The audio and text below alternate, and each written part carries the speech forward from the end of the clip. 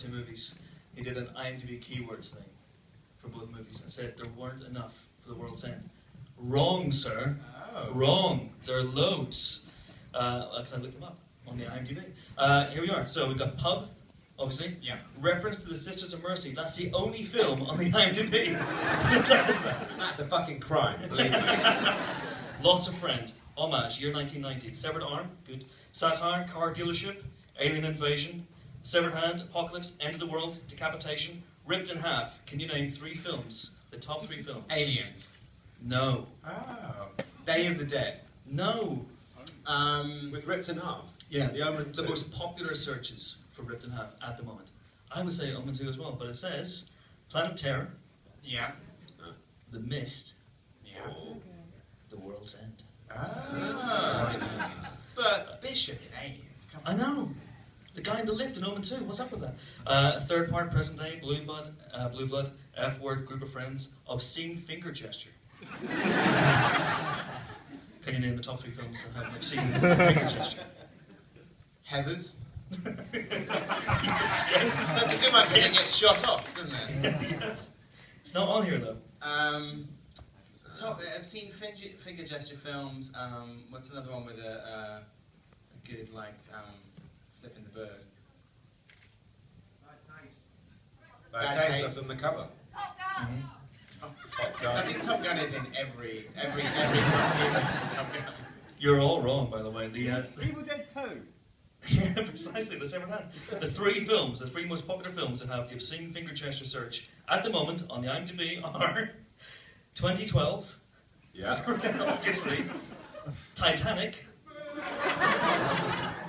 And The Matrix. Is that when the iceberg flips them off?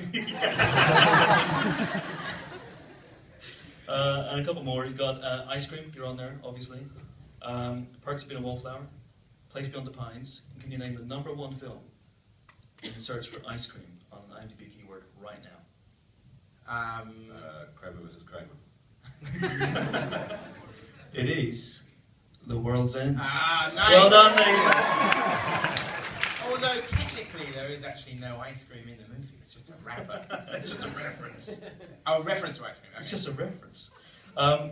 So yeah, going back to the idea of the trilogy, because I know you spoke to these guys about the origin of the idea, but I want to talk about the cornetto specifically. In this movie, was it always going to be last shot at the very, very end? Did you have any other iterations of the cornetto? No, I think at one point it was going to be the last shot of the film that we were going to have the wrapper go through frame, and yeah, we wanted to literally throw it away on this one, and because we kind of, in some respects, made a rod for our own back in its very inclusion, because we'd done it with Hot Fuzz as a kind of sly rep back, and then I'm sure as Edgar told the story of how it became the most obvious connective thread between the 3 films.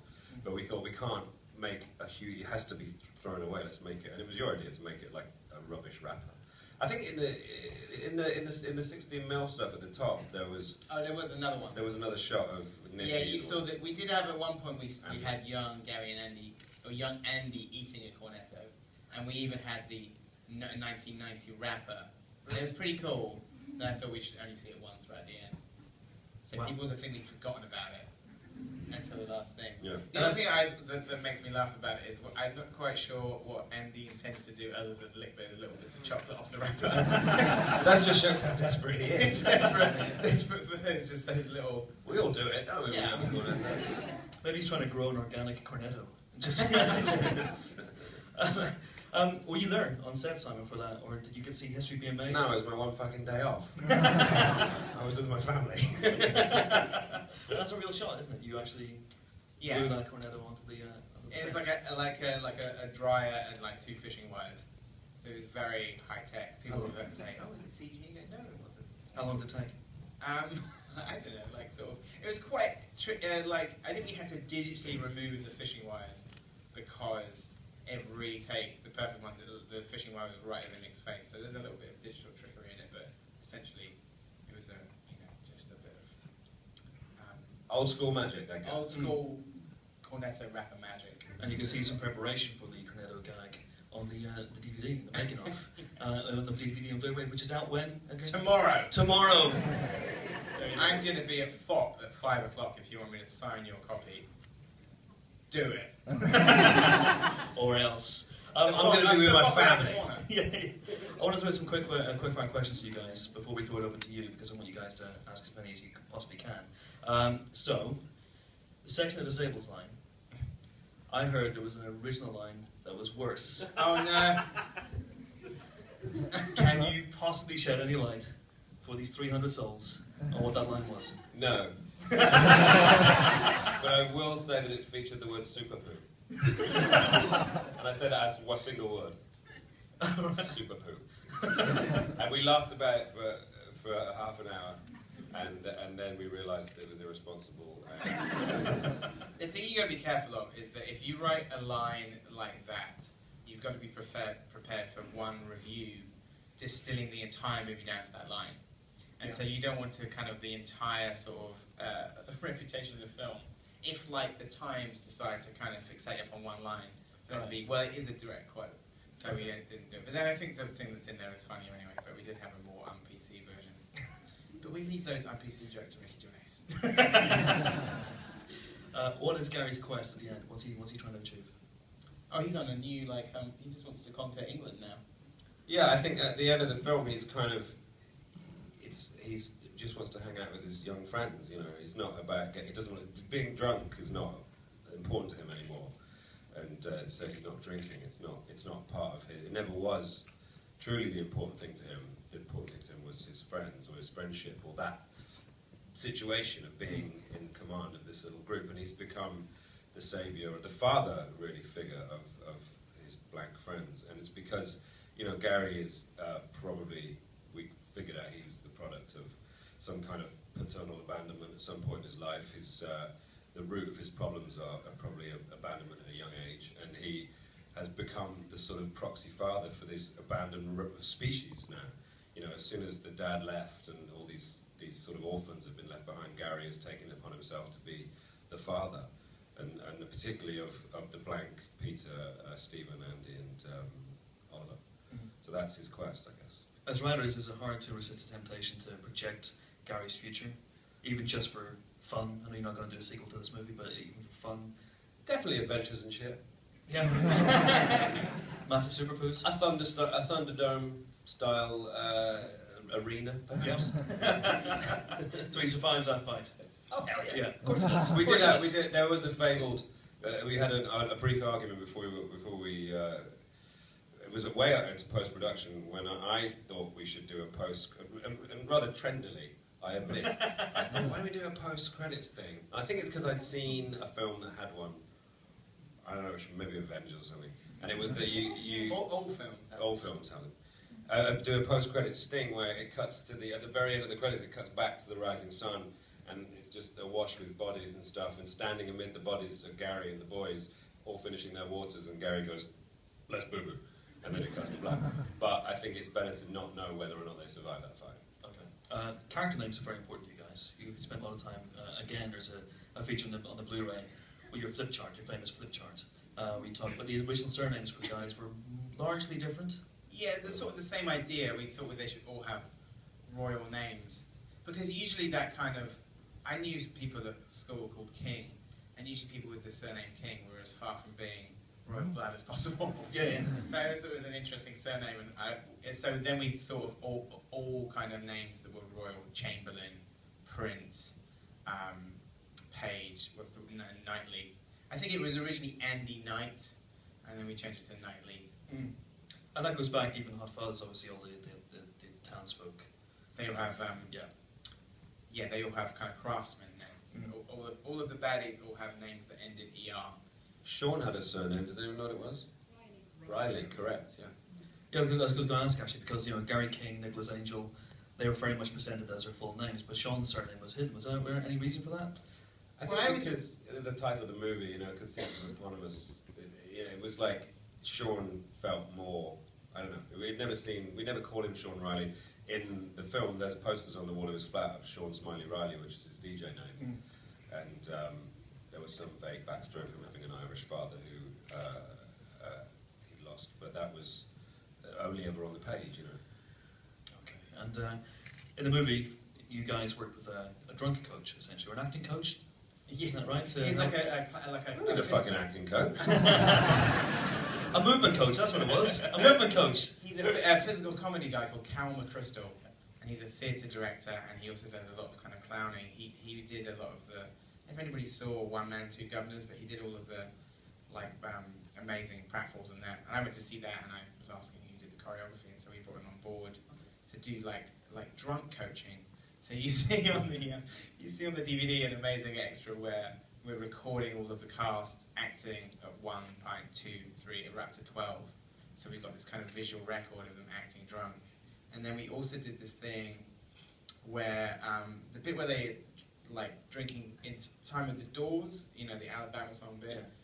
We wanted to down the pint in time with the bridge of the song. Like we knew we were going to use that song, and we played it on set, and that bridge was like 7 seconds long. So it was like, can we down a pint in that time? And then out of like the 6 of us, including me and the 5 guys, the people who could do it were Paddy Considine, Eddie Marzan, and Nick Frost. The people who could not do it were me, Simon, and Mike Freeman. So there's footage of us, and we did it with water. We didn't even do it with beer. Actually, water I think is probably harder, right, in a way? Yeah, because Nick has a theory that beer is easy because there's bubbles, so there's actually less stuff there. Some of what's in the glass is bubbles. So with water, it's a very dense fluid. But to be fair, out of me, you and Martin, I was the best. There is, I don't want to spoil it because I don't want us to look any less badass, but there is a trick, like those magician's glasses you can get, which is a pint glass where the liquid is on the outside and not really on the inside. So you're drinking like a fifth of the amount. Because basically, like when you're shooting a scene like that, you're not just going to do one take. Yeah.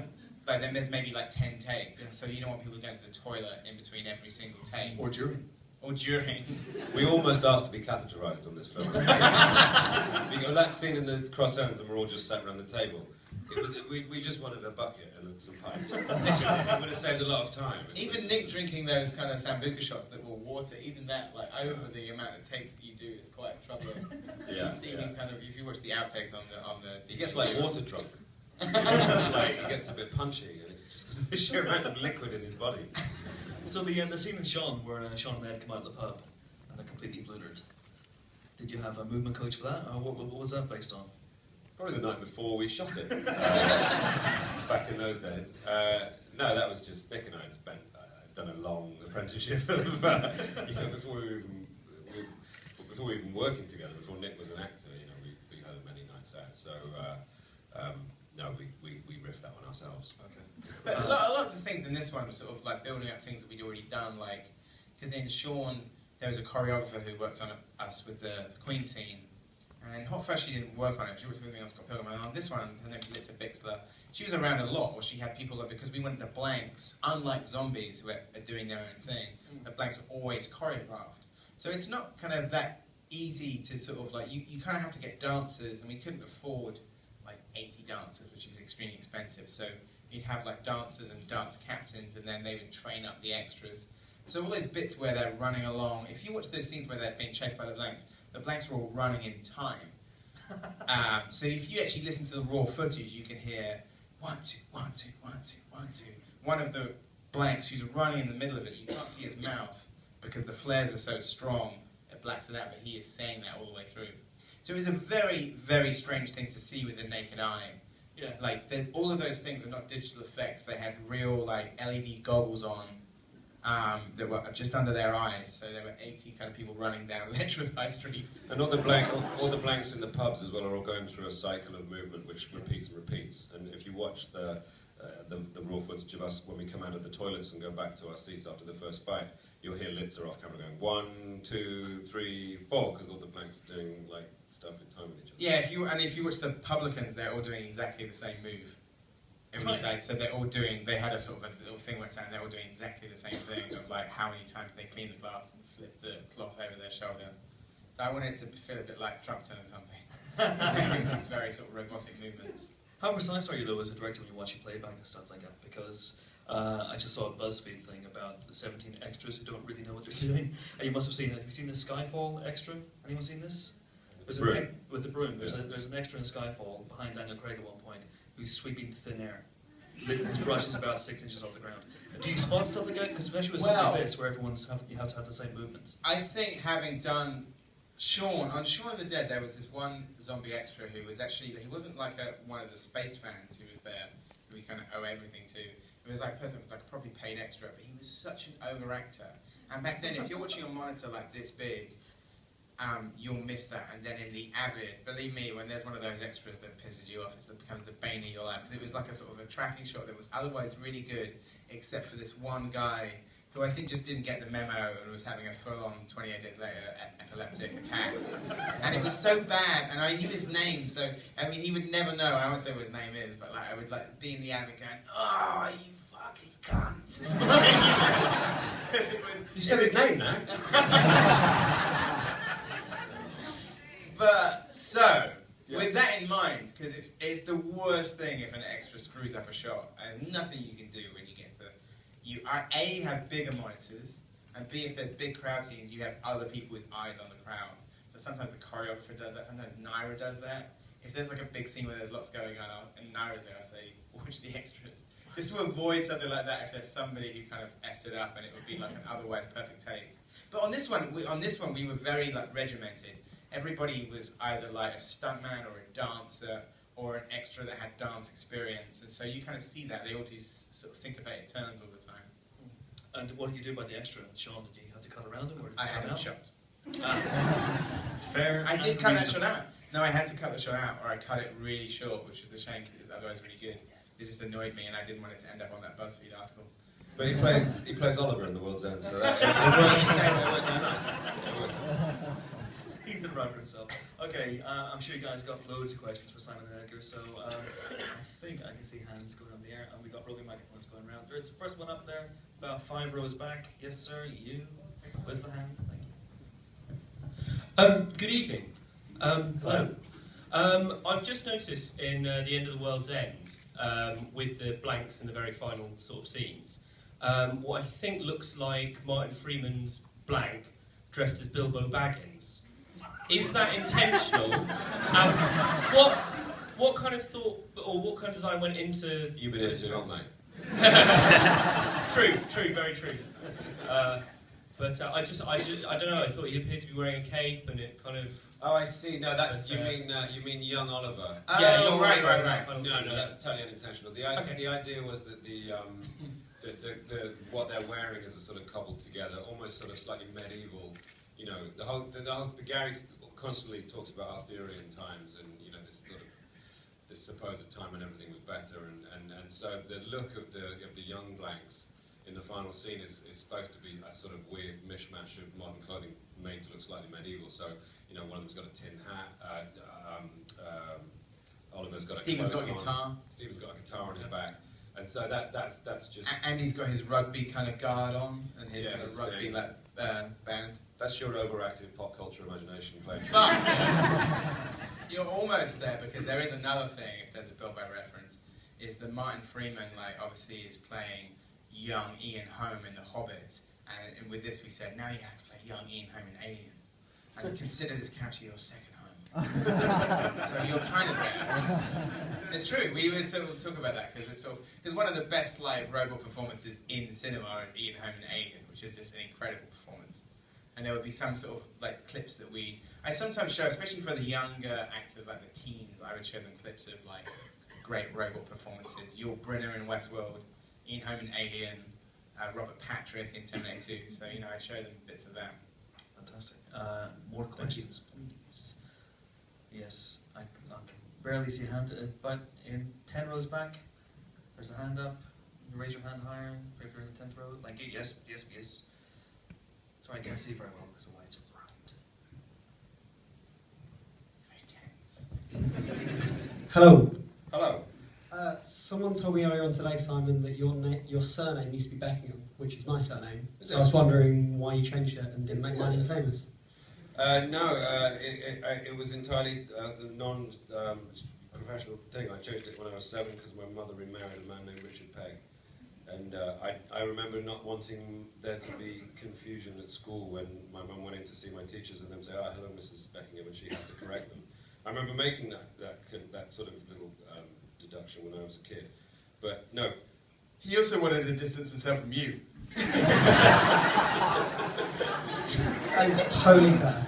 You know, but there is Beckingham in the film. Yeah, I saw that. Yeah, that was quite cool. the company is named after Beckingham Davis Knightley, which is my birth name, Nick's mum's maiden name, and obviously Nick's character name. But yeah, it's a boring story. Very nice. Well, to bring that back to the films, did that have any influence on Sean's character's, Sean's mum being remarried? Well, sorry, what's that? In Shaun of the Dead, Sean's mum's remarried, Yes. and the dad. Yes, of course it did. Does that have any? Did your? Yes, of course it did. Write what you know. We're very keen on the films are all quite personal, and we do, screenwriter teachers always say write what you know, and we'd like to prove that you can do that with a zombie film, a cop film, and a sci-fi film. It's true. There's a lot of us, a lot of our personal life is in the very fabric of these movies, and I think that when you do write, if you do write what you know, even if it becomes a metaphorical version of what you know, it has a whole lot more truth and resonance, And so yeah, Sean, absolutely, that whole thing with him and his stepdad was me and my stepdad. I didn't like my stepdad. We didn't get on very well, and it wasn't. I think Philip's sort of explanation of why he behaves the way he does towards Sean was what I would like my stepdad to have thought, but I don't think it was. He likes to think it was. Now he watches the film and goes, yeah, that's me. No, in fact, it wasn't. But you always do. And there's more and less, and sometimes it's in strange places where we are in those films. Sean's mum and stepdad, and Sean obviously, and Gary's mum is referenced in this movie, but we don't really hear much about Nicholas Angel's parents. Can you work out what had happened to his parents? Because Uncle Derek is involved, obviously. But. Yeah. It's very. I was very happy to see that Sean's parents wound up in the best exotic marigold hotel together, albeit slightly unhappy, but at least they were alive.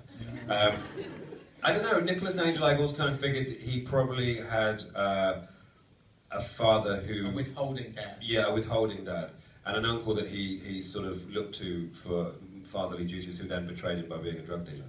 So a sort of a slightly cold father, I think. Parents probably together, not much love between them, that kind of thing. Nicholas Angel's uncle is called Uncle Derek, which is the name of my uncle, and I put that line in about Uncle Derek being a cunt just to make my cousins laugh. Because I knew they would. I knew they'd find it funny, which they did. How did Uncle Derek take it? He came to the Birmingham. We had a Fuck him, Birmingham. he's a cunt. He loved it. No, he loved it. Awesome. Any more questions? Who's next? Yes, please.